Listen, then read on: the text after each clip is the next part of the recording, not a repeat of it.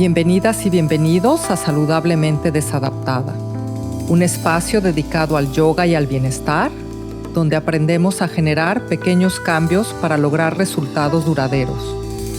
Mi nombre es Chantal Joffre, maestra de yoga y educadora en salud y saludablemente desadaptada. Hoy les presento a Luis Pernigotti en una charla acerca de lo que es el yoga, la importancia de los hábitos saludables y la práctica de asana, así como nuestra discusión acerca de la práctica constante y el desapego. También hablaremos de los retos de practicar yoga en el mundo de hoy y lo que podemos hacer a manera personal. Y aquí nuestra conversación. Hola, el día de hoy platicaremos acerca de lo que es el yoga y cómo practicar el yoga el día de hoy. Y para esto tengo el gusto de presentarles a Luis Pernigotti, colega, profesor de yoga, certificado en yoga Iyengar y también alumno de la escuela Ananda Marga. Bienvenido, Luis. Muchísimas gracias por estar aquí. Chantal. Muchas gracias por haberme invitado y bueno, aquí estoy para las preguntas que sean y para sacar un poco esta idea del yoga y para que toda la gente pueda conocer un poco más sobre qué es el yoga y cómo puede ayudarnos en nuestra vida. Sí, pues esa sería la primera pregunta, porque la primera vez que yo escuché de la palabra yoga, pues la definición que está por ahí es la unión entre el cuerpo, la mente y el espíritu. Pero al principio pues yo no entendía nada de qué se trataba. Uh-huh. Entonces, si nos puedes hacer favor de explicarnos qué es lo que significa esta palabra, creo que tan amplia, uh-huh, que es yoga. Uh-huh. Bueno, aquí podríamos definir el yoga, o sea, la palabra en sí, yoga. O sea, la palabra yoga significa unión. Entonces, claro, la palabra unión no dice mucho, o sea, porque unión puede ser de muchas cosas. Entonces, luego tiene que haber una definición o tienes que, digamos, darle un significado a esta palabra. Y entonces, muchos maestros antiguamente nos dieron ciertas definiciones de lo que es la palabra yoga. Por ejemplo, Patanjali describe al yoga como el cese de las fluctuaciones de la mente, ¿sí? Y es una de las definiciones que actualmente está más en boga. Ahora, esta definición de yoga es un poco, digamos, como que no es muy exacta, porque nosotros podríamos suspender todas las tendencias de la mente si nos concentramos lo suficiente, y sin embargo eso no sería yoga, ¿sí? Todavía quedaría un paso para lograr ese estado de unión, ¿sí? Porque entonces quedaría como inconclusa, ¿no? Entonces, esa es una definición y tenemos otras definiciones. Por ejemplo, hay otra definición que dice que el yoga es la unión entre el ser individual y el ser cósmico, ¿sí? Ahora, el ser cósmico vendría siendo la mente cósmica, ¿sí? o el espíritu infinito, ¿no?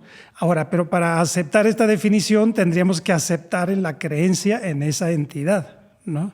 Entonces ahí tenemos que algunas personas la aceptan y otras personas no, ¿sí? Pero esa sería una definición que estaría más en concordancia con la definición de yoga como unión, ¿no? Es la unión de este ser individual con el ser cósmico. Y luego también tenemos, por ejemplo, las definiciones de que el yoga es la unión, como dijiste, ¿no?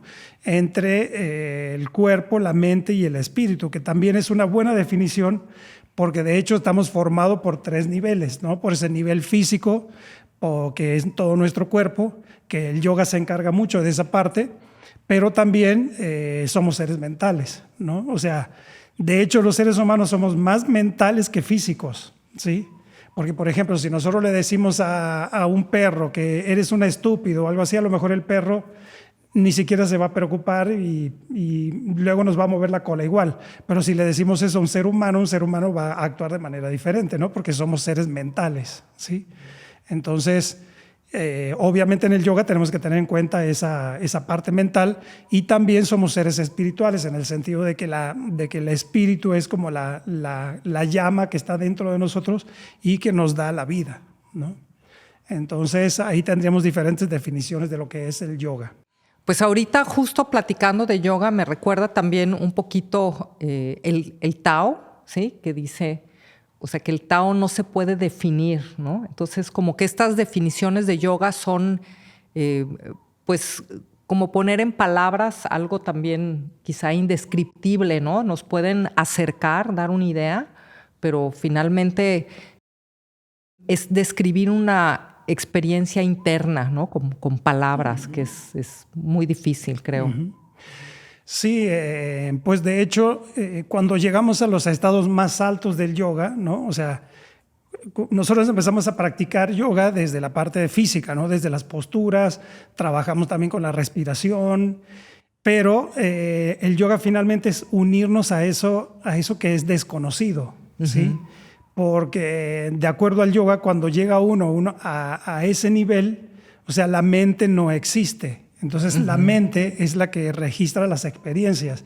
Entonces si no hay mente, cuando llegas a ese estado, ¿sí? Cuando la mente se disuelve, entonces no puedes definir, no puedes dar una idea de lo que es eso, ¿no?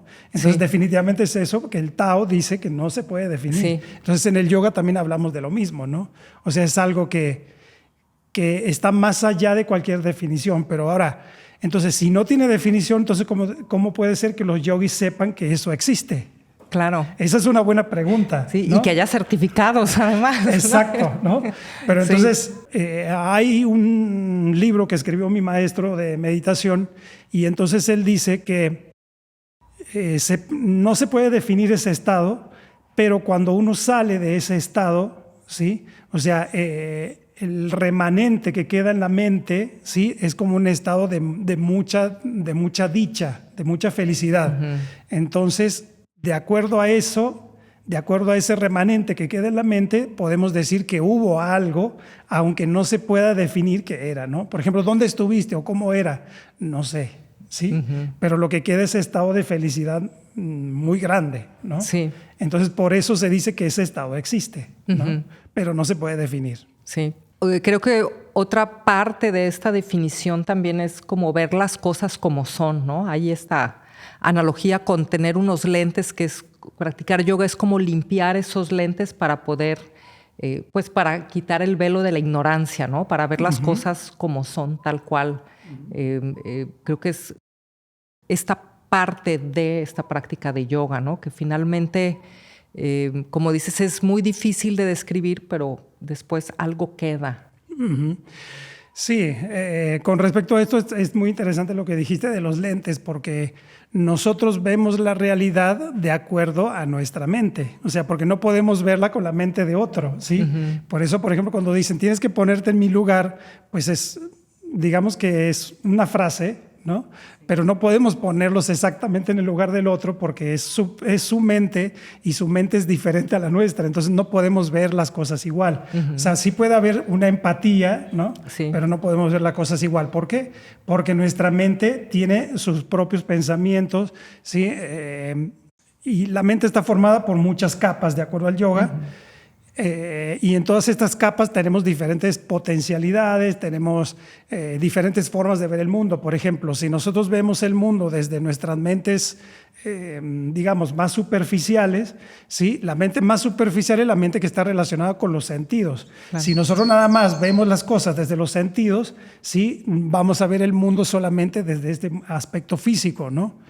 Pero si vemos la mente desde el punto de vista ya más intelectual, podemos imaginarnos el mundo de una manera diferente, ¿no? Entonces tenemos la capacidad, ¿sí?, de ver el mundo de otra manera gracias a esa parte de la mente que es la mente más intelectual, ¿no? Pero en el yoga se dice que también tenemos otras mentes más profundas que se pueden percibir gracias a la intuición. Entonces, cuando uno despierta esta intuición, ¿sí?, y puede ver la vida desde estas capas más profundas, la vida empieza a ser como más integrativa, ¿no? Entonces, todo depende un poco del nivel donde estemos, ¿no? O de donde veamos las cosas, ¿no? Por ejemplo, si yo veo la ciudad desde aquí, desde la calle, no voy a ver mucho, pero si me subo a una montaña, voy a poder ver la ciudad un poco más amplio, claro, ¿no? Aunque no tenga tantos detalles, ¿sí? Pero es igual, ¿no? O sea, nosotros podemos ver la vida de una manera más amplia, ¿sí? Si podemos entrar en esas capas más profundas. Entonces, en realidad, sí es cierto, ¿no? Nosotros vemos la vida de acuerdo a cómo esté nuestra mente, ¿no? Así es, sí. Y bueno, por ejemplo, esta parte de cómo vemos la vida, por ejemplo, ¿cuál sería la relación entre el yoga y la salud? Ok, bueno, los yogis siempre han tenido en cuenta esto de la salud, ¿sí? Porque todas las prácticas de yoga requieren mucho tiempo, ¿no? O sea, para poder lograr la maestría en el yoga se requiere mucho tiempo, mucha práctica. Entonces, si uno, digamos, si el cuerpo no está saludable, vamos a tener que perder tiempo en curarnos, en tener que descansar, bueno, etcétera, ¿no? Entonces, necesitamos salud. Entonces, desde ahí empieza el yoga, desde la salud del cuerpo, o sea, porque el cuerpo es lo más evidente, y la salud de la mente, ¿no? Porque también obviamente el cuerpo y la mente están muy relacionados, o sea, no se puede, digamos, como dividir el cuerpo de la mente, porque si lo dividimos, pues ya no hay vida, ¿sí? Claro. Entonces necesitamos salud física y salud mental. Entonces, yo creo que es uno de los puntos más básicos del yoga, el crear salud en nuestro cuerpo.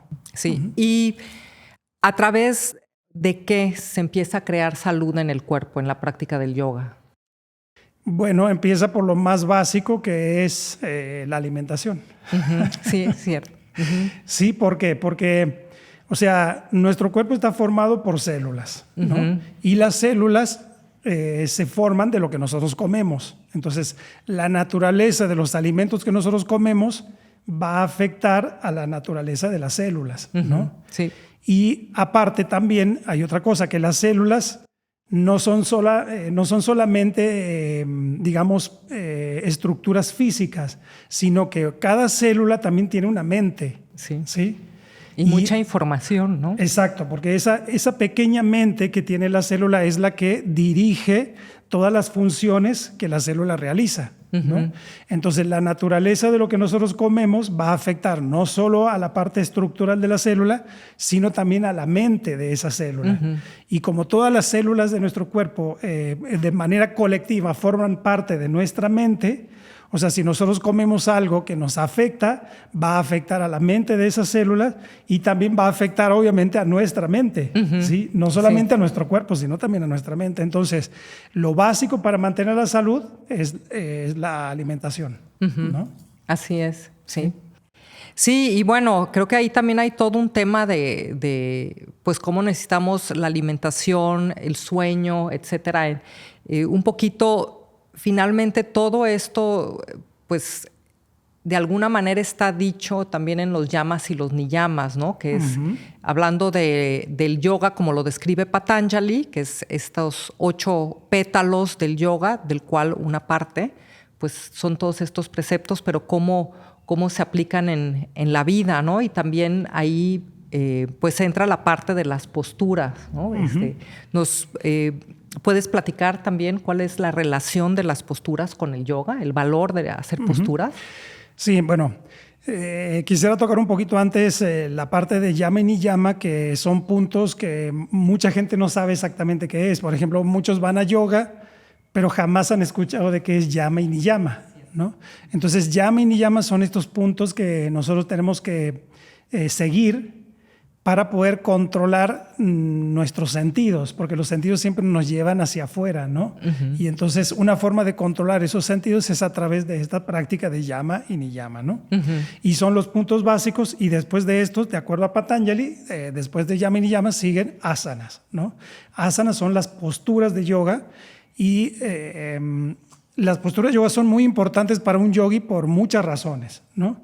Primero, porque fortalecen el sistema nervioso, ¿sí? Que cuando uno, por ejemplo, practica o lleva los pasos más altos del yoga, que son digamos, la meditación o la concentración, la meditación, necesita tener un sistema nervioso fuerte, ¿sí? Una columna vertebral fuerte, y todo esto se logra gracias a las posturas. No se puede hacer nada sin eso, ¿no? Sí.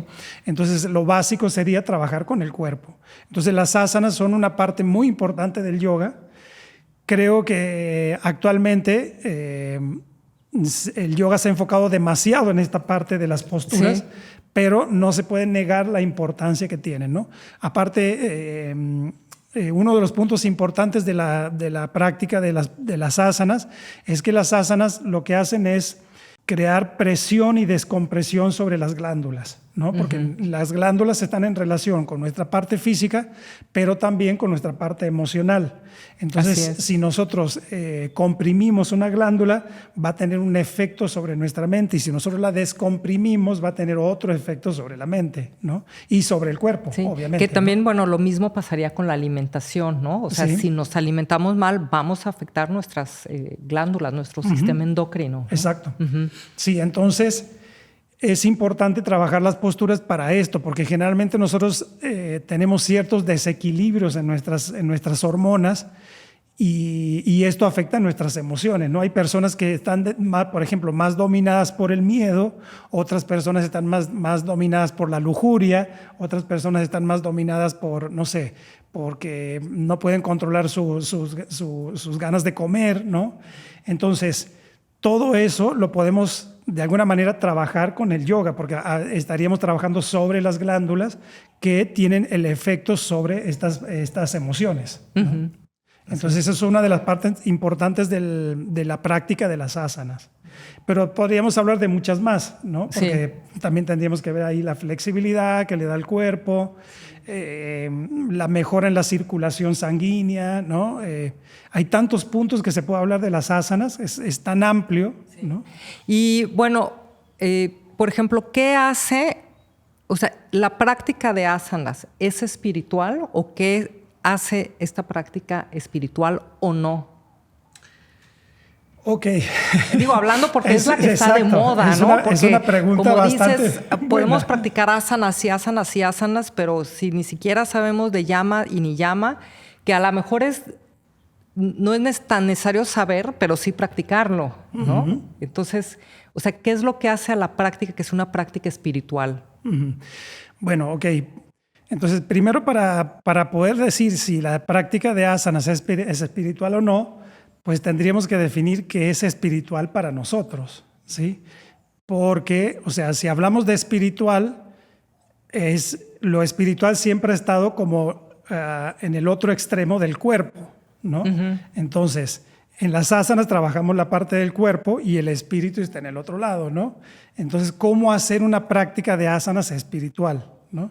Bueno, primero tendríamos que tener en cuenta ahí que el espíritu es en realidad lo que está dentro de nosotros y es la parte que es la observadora de todo lo que nosotros hacemos, ¿no? Entonces, es nuestra conciencia. Entonces, para hacer una práctica más espiritual, tendrías que desarrollar cada vez más conciencia en las posturas, ¿sí? O sea, hacerla de manera consciente, ¿sí? Esa es una forma de hacerla más espiritual. Ahora, para poder nosotros hacer una vida más espiritual, lo que necesitamos es idear en el espíritu. Y eso es la meditación, ¿sí? La meditación, bueno, aunque la meditación puede ser de muchas cosas, pero la idea básica de la meditación en sus niveles más altos sería idear en el espíritu, o sea, idear en la conciencia. Sí. ¿A qué te refieres con idear? Idear significa en tu mente siempre tengas en cuenta esa conciencia, ¿no? Entonces, por ejemplo, si yo como algo, o sea, ¿cuál es mi ideación cuando como? ¿Eso que hay ahí en el plato es comida, es algo físico? ¿O es en realidad la misma conciencia que ha tomado forma en ese plato? Sí. ¿No? Y el esfuerzo, por ejemplo, de muchas personas para producir la comida y llevarla a tu mesa, ¿no? Creo que lo podemos ver en muchos niveles, sí. Un plato de comida que tenemos. Exacto, no es solamente que ahí llegó un plato de comida y ya, ¿no? O sea, todo está relacionado. Entonces, la idea de una ideación espiritual es que en realidad todos los seres estamos unidos, ¿no? Y lo que afecta a un grupo también nos va a afectar a todos de alguna manera, ¿no? Sí. En algún momento nos va a afectar. Entonces, esa es la idea de un espíritu. La idea es que hay una unidad en toda la creación. Y entonces siempre tener en mente eso, ¿no? O sea, idear es eso. Idear es siempre estar presente en eso, ¿no? Lo que pasa es que nuestra mente, como es muy agitada, a veces lo olvidamos, ¿no? Pero por eso es la ideación, o sea, en cada momento tratar de acordarme, de recordar, ¿no? De recordar. Sí. O sea, idear también podría ser, por ejemplo, yo soy un ser espiritual, ¿no? Sí. Pero generalmente lo que pasa es que nos vamos hacia lo físico o hacia lo mental y nos olvidamos que somos seres espirituales. Entonces siempre tenemos que estar ideando. Yo soy un ser espiritual. Eso es una forma de idear, ¿no? Porque es una forma de trabajar a nivel de nuestra mente, ¿no? Sí, sí. Y bueno, o sea, podría ser que yo esté practicando asanas y cuando esté en la práctica me sienta muy espiritual, pero luego salga y no suceda nada. Bueno, eso es muy común. Sí, es muy común eso que pasa, ¿no? Pues yo creo que es parte también de nuestra mente, ¿no? Entonces, a veces nuestra mente se siente bien con algo que hacemos, ¿no? Pero luego nos olvidamos de todo lo demás, ¿no? O por ejemplo salimos, nos sentimos muy espirituales cuando estamos en la clase y luego salimos a la calle y nos peleamos con alguien porque o se atravesó o se paró de repente en el carro y no me deja pasar y entonces le empiezo a decir muchas cosas y entonces todo lo espiritual se perdió, Sí. ¿no? Y es algo que pasa mucho, es muy común y no solamente en el yoga, pasa a muchos niveles, ¿no? Ya lo han criticado mucho, por ejemplo, también en las personas que por ejemplo, tienen una práctica religiosa que les enseña algo y luego terminan saliendo con otras cosas, ¿no? No me quiero meter mucho en el tema religioso, pero muchas veces pasa eso, ¿no? Sí. Entonces, en el yoga, pues también, ¿no? Entonces, yo creo que es algo muy común de los seres humanos, pero el yogi debe siempre estar consciente de esas cosas, ¿no? Sí, como que hay una gran diferencia entre cómo nos gustaría vernos que somos, o sea, con lo que queremos ser y lo que verdaderamente somos, ¿no? De repente siento que sobre todo si pasamos tiempo en una práctica espiritual, de repente decimos, pues yo ya debería de estar en cierto nivel, ¿no? No sé, tiene uno una expectativa de uno, ¿no? Y de repente, finalmente lo que somos, como dices, pues todos nos podemos tropezar en cualquier momento, ¿no? Sí. Sí, lo que pasa que, bueno, o sea, somos seres humanos que tenemos una mente, pues, volátil, ¿no? Entonces la mente en algunos momentos está enfocada, en otros momentos está desenfocada y nos vamos hacia otro lado, ¿no? Entonces, yo creo que aquí es, primero, no culparse por eso, porque todo el mundo lo hace, ¿no? Y segundo es tomar conciencia, o sea, tomar conciencia de eso, o sea, ¿cómo puede ser que hace un rato estaba en la práctica de yoga y me sentía muy bien y ahora estoy peleándome con medio mundo? ¿No? Entonces, eso es la práctica del yoga, eso es la introspección, ¿no? Y entonces decir, ok, bueno, ya me di cuenta por lo menos, porque hay una cosa, hay gente que ni siquiera se da cuenta de eso. O lo negamos, ¿no? O lo negamos, exacto, ¿no? Entonces, pero aquí no, o sea, es tomar conciencia y ese finalmente es el camino del yoga, ¿no? Pues es un poquito, ahorita me recuerda a la meditación, ¿no? Que la mente se va con un pensamiento y regrésalo, y se va a volver a ir y regrésalo, ¿no? Pero lo puedes hacer siempre y cuando seas consciente de que la mente se fue, ¿no? Si ni siquiera nos damos cuenta, pues la mente va a andar por todos lados, ¿no? Exacto. Es un poquito regresar a por qué estoy haciendo esto, ¿no? Sí, yo creo que uno de los puntos importantes también del yoga es desarrollar poco a poco lo que en el yoga se llama viveka, ¿no? Que es el discernimiento, ¿sí? Porque la mayoría de las personas no tiene discernimiento. La gente actúa de acuerdo a sus impulsos físicos, de acuerdo a su cultura, de acuerdo a lo que aprendió, de acuerdo a sus experiencias, pero esto no significa que esa forma de actuar sea la correcta, ¿no? Sí. Entonces, ¿cómo puede uno definir cuál es la forma correcta de actuar y cuál no? Es desarrollando el discernimiento, ¿no? Y es algo que el yogi va a ir desarrollando a medida que su conciencia se vuelva más amplia, ¿no? Pero si no podemos ver ni siquiera nuestras propias acciones, el discernimiento no se desarrolla. Sí, ahí un poquito relacionándolo con la práctica de asana, que bueno, hablábamos que la práctica de asana es para el cuerpo físico, pero también es un entrenamiento para la mente, ¿no? De repente, por ejemplo, el señor Iyengar hablaba mucho de la acción y la reacción, ¿no?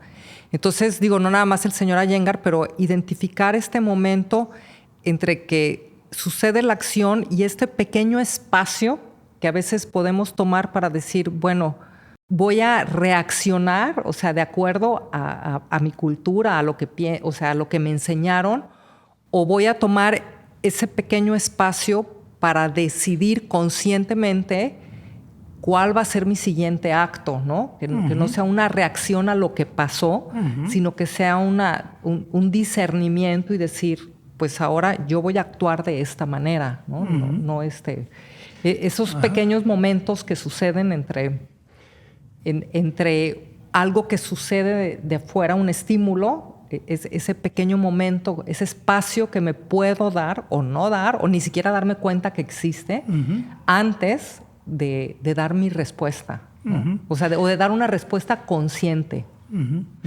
Sí, eso es muy interesante porque pues en el yoga, nosotros los estudiantes de yoga y practicantes de yoga sabemos a través de una filosofía que se llama Samkhya, ¿sí? Ahí define la mente con tres partes, ¿no? O sea, digamos que estaría la mente en sí, que es manas, ¿sí? Algunos le llaman a esta mente chitta, y luego está la otra parte que es el ego, ¿sí? Y luego más atrás hay un sentido de existencia, ¿no? Sin ese sentido de existencia, el ego no existe, ¿no? Y por otro lado, en esa mente es donde están guardadas todas nuestras experiencias, ¿sí? Y muchas veces nosotros actuamos a través de esa mente. Entonces, pero esa mente es reactiva. Sí. Entonces, entra algo, no sé, vi algo en un momento y reacciono, ¿no? Entonces, esa es una forma de actuar desde esa mente, desde lo superficial. Pero entonces el ego, que es el que actúa, está involucrado en eso, es tan involucrado en eso que uno no se da cuenta de ese espacio. Pero si uno se da cuenta de que la mente es la que reacciona, pero el que toma la decisión es el ego, entonces ahí tú puedes lograr el cambio. Pero si no te das cuenta de eso, no lo puedes lograr. Ahora, ¿llamarías eso tener libertad? A lo primero no. No, o sea, me refiero a detenerte y entonces tú decidir, exacto. ¿no? Eso sería una forma de libertad, por lo menos la libertad de la acción. Sí. O sea, decir, ok, yo no voy a reaccionar. O por ejemplo, hay alguien que me encuentro en la calle y de repente empezamos a pelear o me dice algo, ¿no? Que no me gusta. Entonces ahí está, o sea, me dijo algo, me agredió y yo puedo reaccionar. Sí. Y a lo mejor puedo pelearme con él o discutir, o simplemente puedo dejar que diga lo que quiera y a mí tomar otra decisión. O a lo mejor lo podría bendecir, ¿no? Sí. Pero esa es una decisión propia, sí. ¿no? Entonces eso es libertad. Sí, y mira, y también quisiera detenerme un poquito aquí porque creo que de repente hay este pensamiento y creo que se ha hecho más presente, que libertad es hacer lo que nos dé la gana, ¿no? Un poquito también el decir, pues voy a tener disciplina, o sea, que la disciplina me va a llevar a la libertad. O sea, no seguir mis deseos no tiene nada que ver con la libertad, ¿no? Como dices, es esa esclavitud, ¿no? ¿Nos puedes platicar un poquito acerca de este concepto? Sí, lo que pasa que hablando un poco de lo que dije antes de las capas de la mente, ¿no? O sea, la parte con la que nosotros actuamos generalmente es con esta parte que es relacionada con los sentidos, ¿no? O sea, veo algo y reacciono de acuerdo a eso, ¿no? Y luego la parte de los pensamientos que también, ¿no? También los pensamientos son reactivos, ¿no? Porque también puede tener un pensamiento diferente al mío y yo reacciono, ¿no? Entonces nos quedamos con lo más superficial y entonces cuando a veces decimos es que yo puedo actuar como quiera, en realidad estamos actuando mucho desde la parte del ego, ¿no? Pero el ego es muy limitado, o sea, está limitado a esas dos partes de la mente. Por eso tenemos que ir más allá, desarrollar este estado de viveka para darnos cuenta de que la libertad en realidad viene de la disciplina, o sea, de muchas veces ir en contra de lo que podríamos llamar libertad, ¿no? Porque, por ejemplo, para poder disciplinarme muchas veces los yogis tienen que levantarse más temprano, ¿sí? Para hacer sus prácticas, ¿sí? Ponerse en el tapete, y eso para muchos podría decir, eso no es libertad, no, ahí te estás atando a algo, pero en realidad toda esa práctica te lleva hacia la libertad del ser, ¿no? Sí. Entonces sí es muy interesante esto de este concepto de la libertad que finalmente se ha perdido, ¿no? O sea, o por lo menos se ha tergiversado el significado de la libertad, ¿no? Sí, sí, creo que quizá también hablando el día de hoy, todos estos conceptos de repente que vemos en redes sociales, ¿no? De pensar que sí, que tener libertad es hacer lo que nos dé la gana, y finalmente creo que nos está llevando a una sociedad cada vez más enferma y esclava, ¿no? Porque además no nada más no nos va a dejar alcanzar nuestras metas, no digamos las metas más digamos, espirituales, pero ni siquiera las profesionales, porque sin salud, pues desde ahí ya, ¿a dónde podemos llegar, no? Exacto. Sí, exactamente, porque, por ejemplo, yo podría decir, bueno, soy libre de comer lo que a mí se me dé la gana, ¿no? Sí, o sea, eres libre, sí, pero el tema es que siempre hay consecuencias, o sea, en este mundo, en realidad, la libertad nunca es absoluta, ¿sí? O sea, en este mundo físico, en este mundo manifiesto, la libertad es relativa. O sea, porque este mundo está atado a la relatividad, y la relatividad es la relatividad del tiempo, la relatividad del espacio y la relatividad de la persona, ¿no? Entonces, no podemos liberarnos de esa relatividad, ¿no? Entonces, la libertad que nosotros logremos aquí, en realidad es una libertad relativa, ¿sí? Claro. Pero sí es muy cierto esto de que si nosotros actuamos mal, vamos a tener unas consecuencias, porque finalmente todas las acciones que nosotros realizamos, y eso también es parte de la relatividad, o sea, tú puedes actuar de la manera que quieras, pero la ley más importante de la naturaleza es la ley de la acción y la reacción. Entonces, tú puedes actuar de esta manera, pero tienes que sufrir las consecuencias de la reacción, ¿okay? Esa reacción puede ser buena o puede ser mala, ¿no? Sí. Eso depende de la naturaleza de la acción. Entonces, finalmente, la libertad está, de alguna manera, determinada por la ley de la acción y la reacción. Entonces, por eso en el yoga se dice, la única forma de lograr la libertad absoluta es liberarte de la acción y de la reacción. Ok, sí. No, que muy interesante. Finalmente es un poquito, pues el mensaje del Bhagavad Gita, ¿no? El dejar de ser el que actúa en estas acciones, ¿no? Digo, digamos, su deseo, bueno, no su mensaje último, o sea, todavía como que trascender también esto. Y, por ejemplo, en ese sentido, en el mundo de hoy, ¿cómo podemos practicar yoga el día de hoy con consejos prácticos, útiles? O sea, ¿qué podemos hacer? Ok. Lo más importante aquí, bueno, hablando del Bhagavad Gita, en el Bhagavad Gita, Krishna le dice a Arjuna que el yoga, y ahí podríamos tener otra definición, dice, el yoga es el arte de la acción correcta. Entonces, ¿cuál es la acción correcta? Entonces, Krishna le dice que la acción correcta es aquella que te lleva a la conciencia. ¿Sí? Entonces, lo que tenemos que hacer es despertar nuestra conciencia, o sea, poner énfasis en todos los días, todo lo que hacemos, hacerlo desde una perspectiva cada vez más profunda, de poder entender profundamente quién es el que está haciendo, quién es el que está actuando ahí, ¿no? O puede ser que el que está actuando es la mente, ¿sí?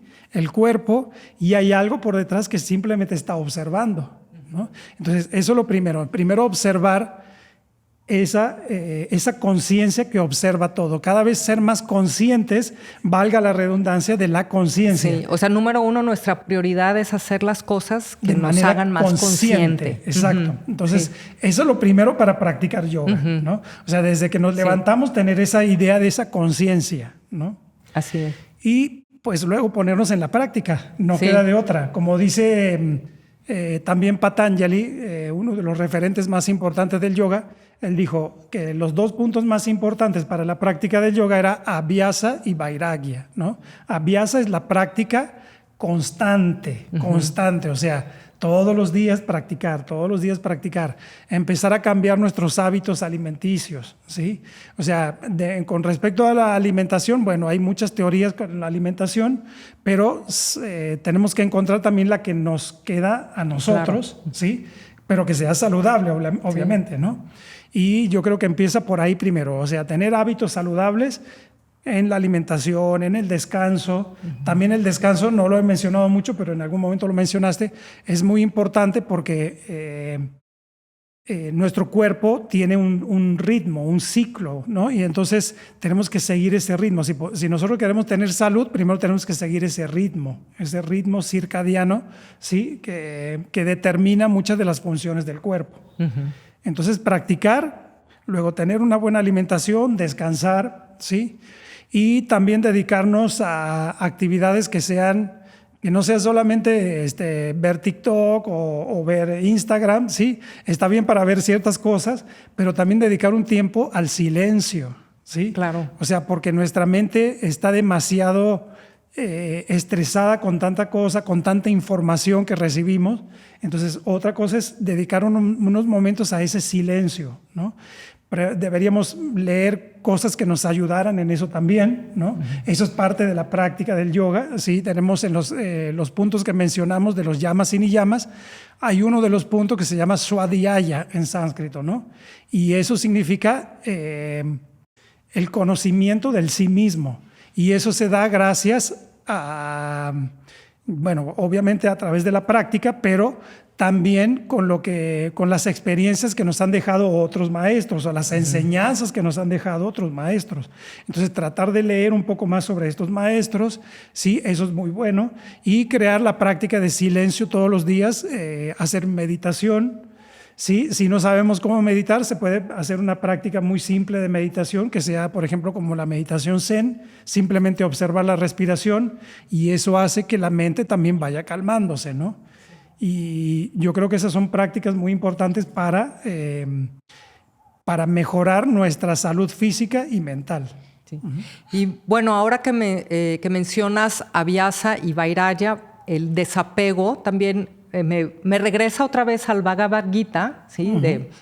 Bueno, número 1, que nuestro enfoque sea hacernos más conscientes, y también esta parte de desapegarnos de los frutos de nuestras acciones, ¿no? De actuar nosotros de la mejor manera posible y no esperar ni estar casados con un resultado, ¿no? A veces creo que una acción correcta puede tener un resultado que a lo mejor no deseábamos, pero eso ya también, como dicen, no es nuestro asunto, ¿no? ¿Nos puedes platicar un poquito acerca del desapego? Sí. Bueno, esto es muy importante, esta práctica del desapego, porque generalmente la parte de la mente que actúa es el ego, ¿sí? O sea, el ego es el agente, ¿sí? Es el que realiza las acciones. Y generalmente el ego es el que se atribuye, ¿sí?, la acción, ¿ok? Ahora, pero si nosotros lo vemos desde el punto de vista más básico de lo físico, o sea, yo realizo una acción, sí, gracias a la energía física que tiene mi cuerpo. O sea, si yo, por ejemplo, muevo este vaso, sí, eso es porque los músculos, sí, están contrayéndose, relajándose en algunos casos para poder realizar esta acción. Pero esa acción, para realizar esa acción necesito energía, ¿ok? Pero la energía en realidad no es mía. O sea, yo puedo decir, sí, es mi energía porque es la de mi cuerpo, pero si lo veo más fríamente, esa energía viene de la comida. Y esa comida, de la comida, o sea, del sol, del agua, de todo lo que sea, ¿no? Entonces, otros seres dieron la vida para darme esa energía, ¿no? Entonces, en realidad, la energía es energía, ¿no? Entonces, ¿cómo puedo decir que es mía? ¿Sí? Simplemente porque está aquí en el cuerpo ahora, pero en realidad no es mía. ¿Okay? Lo mismo pasa con la conciencia, o sea, la conciencia que observa o el hacedor, el que está actuando en el fondo, no es el ego, sino que el hacedor final es la conciencia que está por detrás, ¿no? Porque es el que mueve a la mente finalmente, ¿no? Sí. Entonces, una forma de desapegarse es decir, en realidad yo no soy el que realiza estas acciones, el que realiza las acciones es la conciencia que está detrás, con la energía que él mismo posee, Sí. ¿no? Entonces, en ese caso, el yogi no puede ser ateo. Sí, en ese sentido no puede ser ateo porque siempre hay una conciencia que está por detrás de todo, ¿no? Y esa conciencia es como, digamos, es como si fuera la luna, que es una sola, pero aquí hubiera muchos recipientes que tienen agua, ¿no? Y en cada uno de los recipientes la luna se está reflejando, ¿no? Sí. O sea, la luna se refleja en se refleja en o en este. Hay baldes más grandes, hay más pequeños, ¿no? Puede haber unos que están un poco abollados, otros que están muy nuevos, ¿sí? Pero en todo se refleja la misma luna. Entonces, esa misma luna es esa conciencia que está detrás, ¿no? La conciencia no tiene división. Entonces, finalmente, todas las acciones las realiza la conciencia, ¿no? Y eso es la forma de desapegarse. En realidad, yo no soy el que realiza las acciones. ¿Por qué? Porque si el ego se atribuye las acciones, queda atado a las acciones. O sea, si él es el que realizó la acción, él es el que va a sufrir la reacción. Pero si uno se concentra y dice, en realidad las acciones las realiza la conciencia, entonces el ego no está atado a las reacciones. Las reacciones quedan en la conciencia cósmica. ¿Okay? Esa es la forma de trabajar con esto del desapego. Sí.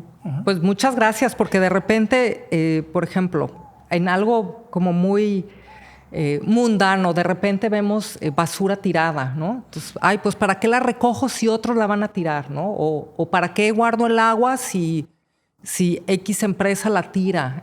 Como que de repente estamos decidiendo qué vamos a hacer o no en medida, en función de lo que vemos alrededor, ¿no? Entonces, como esta parte o sea, de dónde vienen nuestras acciones, pues es muy diferente, ¿no? Que vengan desde esta conciencia que ni siquiera soy yo, ¿no? Exacto, exacto, porque el ego es una función de la mente, ¿no?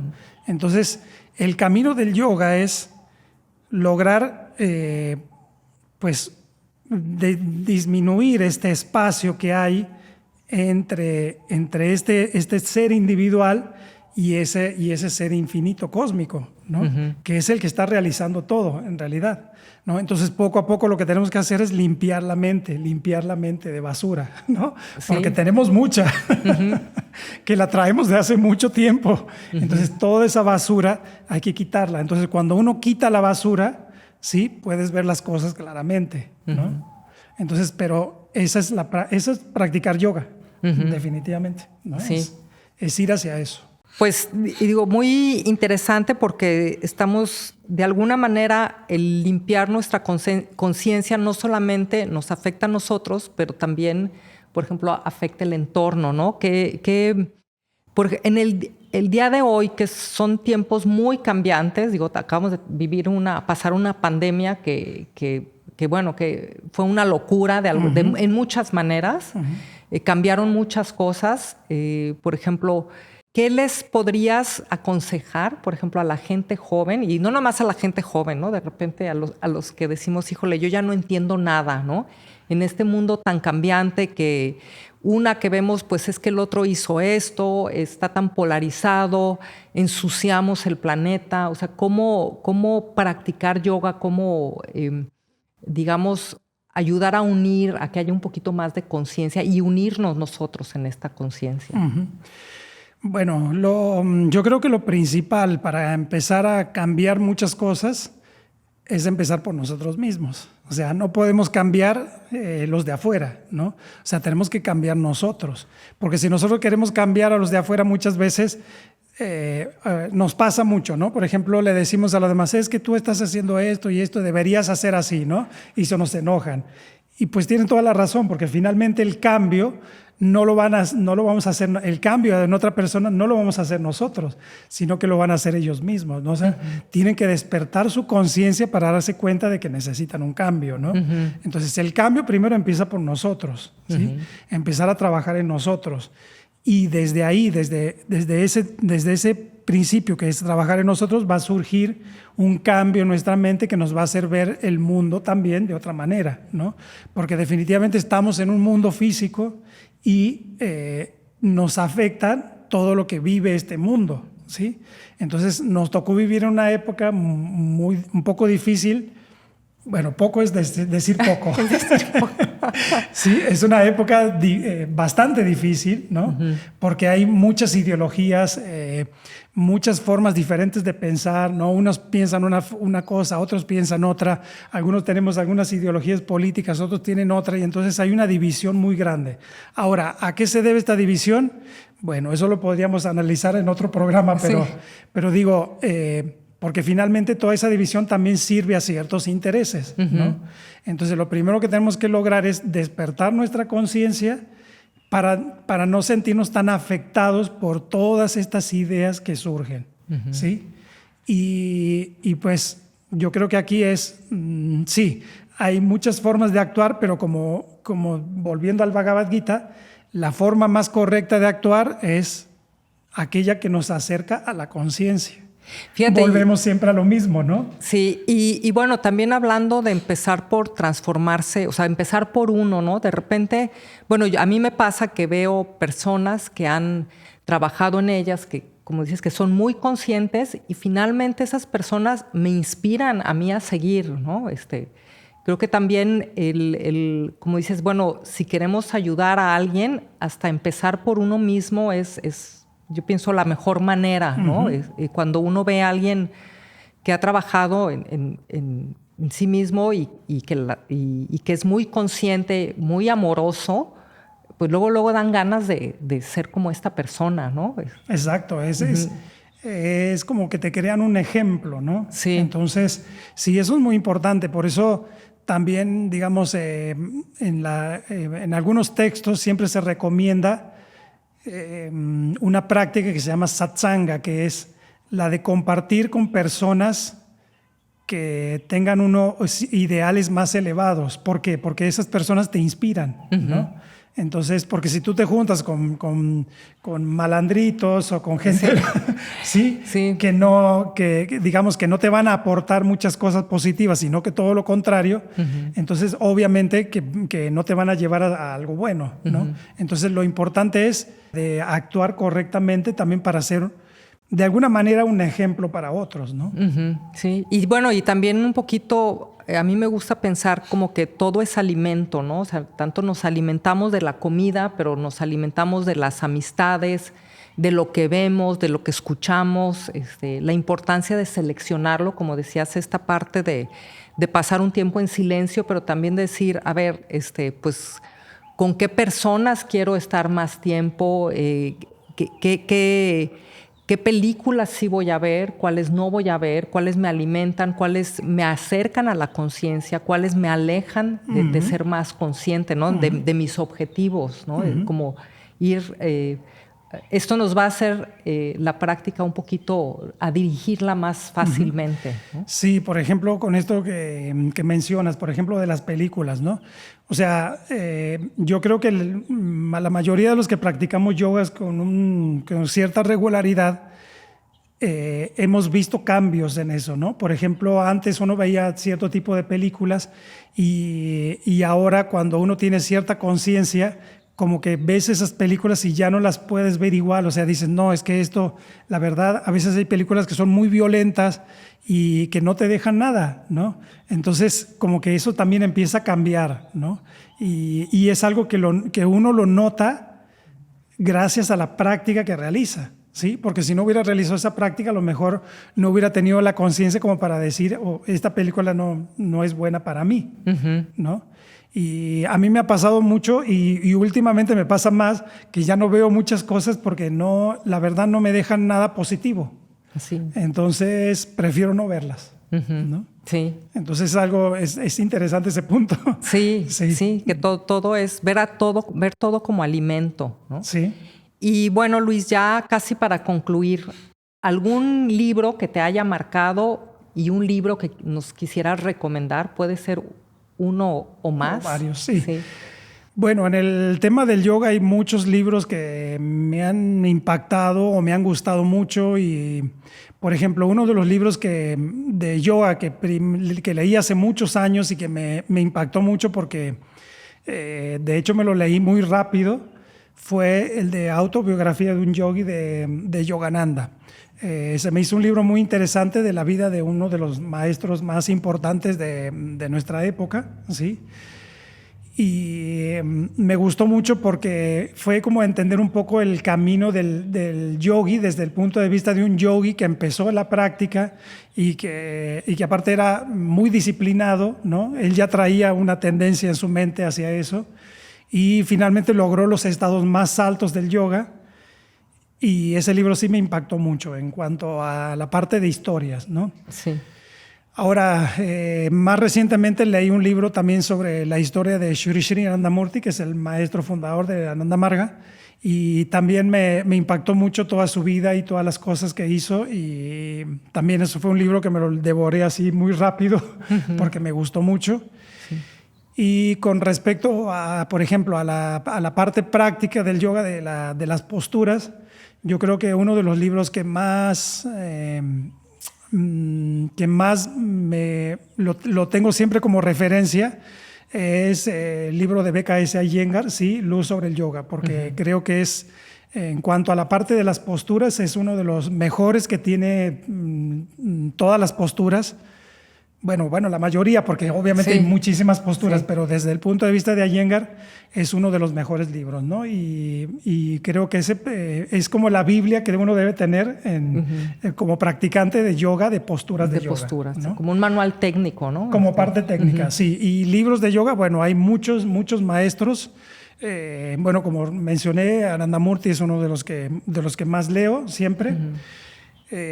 También leo de BKS Iyengar y también de Yogananda son de los que más leo. Por ejemplo, también de Yogananda su interpretación del Bhagavad Gita en uno de los libros que se llama Dios habla con Arjuna. Se me hace uno de los mejores libros con respecto al Bhagavad Gita. Para conocer el Bhagavad Gita es uno de los mejores desde mi punto de vista, ¿no? Y bueno, así hay tantos maestros que podría mencionar, ¿no? Pero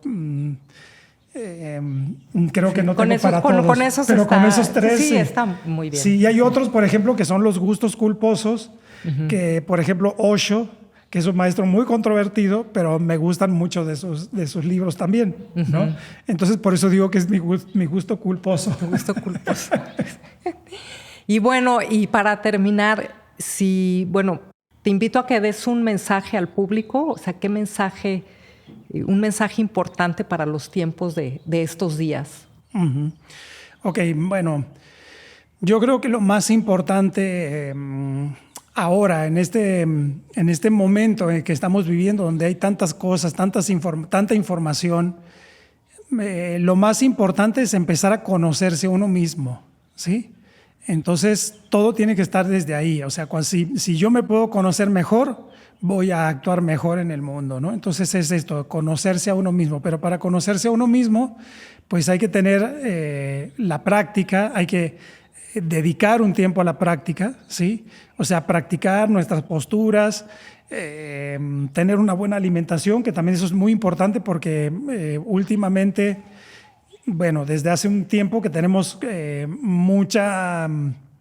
muchos cambios en la alimentación, ¿sí? Ha cambiado la comida industrializada, exacto. A veces por hacerlo más rápido, o sea, comemos cualquier cosa y eso también va en detrimento de nuestra salud. Entonces, primero es tener una buena alimentación, dedicar tiempo a nuestra práctica, dedicar tiempo al silencio, a la meditación, ¿sí? Para poder calmar la mente y tratar de no llenarnos de tanta información y sobre todo de información que nos divida, ¿no? Porque creo que hay mucha división en el mundo actualmente y cada vez hay más, ¿no? Entonces tenemos que empezar a unir, porque si no, no vamos a salir tampoco de esta situación, ¿no? Entonces tenemos que tratar de evitar todo este tipo de cosas que nos dividan, ¿no? Sí, creo que finalmente también hemos sobrevivido como seres humanos por la cooperación entre nosotros, ¿no? Porque pon a un ser humano solo en la selva, pues cuánto dura, ¿no? Esta parte de poder trabajar juntos, de unirnos, creo que es lo que nos ha hecho poder sobrevivir, reproducirnos, podernos traer hasta donde estamos hoy, ¿no? Sí, eso es importante y aquí, bueno, me gustaría dar una pequeña frasecita en sánscrito de un canto de los Vedas, que es un libro, es del libro más antiguo de la humanidad. Sí, en este canto empieza con dos palabras que dice Samgachadvam, Sambadadvam, que es vayamos juntos, cantemos juntos. Y luego dice conozcamos juntos nuestra mente. O sea, es que tenemos que unirnos, ¿sí? Para poder lograr un cambio tenemos que unirnos, ¿sí? Y el tema es que ahora estamos muy desunidos, ¿no? Sí. Entonces tenemos que evitar todo eso. Sí, y ahí creo que también, pues, o sea, la tolerancia es un tema muy importante, ¿no? Finalmente decimos, bueno, hemos evolucionado tanto tiempo, esperaríamos que fuéramos muy tolerantes, ¿no? Con todas las maneras que hay de hacer las cosas, y de repente se siente que cada vez somos menos tolerantes, ¿no? A todo. Sí. Entonces, bueno, eso es un poco también porque, bueno, para no entrar mucho en detalle, pero pues obviamente el universo, o sea, todo lo que está en este mundo tiene un movimiento, o sea, no puede existir este mundo sin un movimiento. Entonces, las ondas del universo pues también en algún momento van hacia un lado y luego hacia el otro, ¿no? Entonces ahora estamos en un momento de la onda muy oscuro, ¿sí? Pero que en el más bajo, pero cuando estamos en el más bajo tiene que venir otra vez hacia el punto más claro, ¿no? Entonces estamos en ese punto y pues nos tocó vivir en esta época.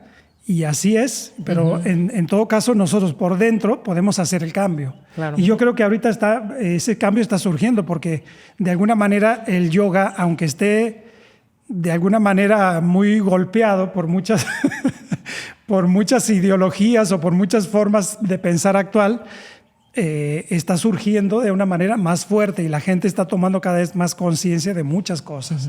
Entonces, hacia ese punto más luminoso creo que vamos. Sí. Aunque en este momento se vea muy oscuro, pero vamos hacia un punto más luminoso, ¿no? Entonces, hay que tener fe de que eso va a pasar, ¿no?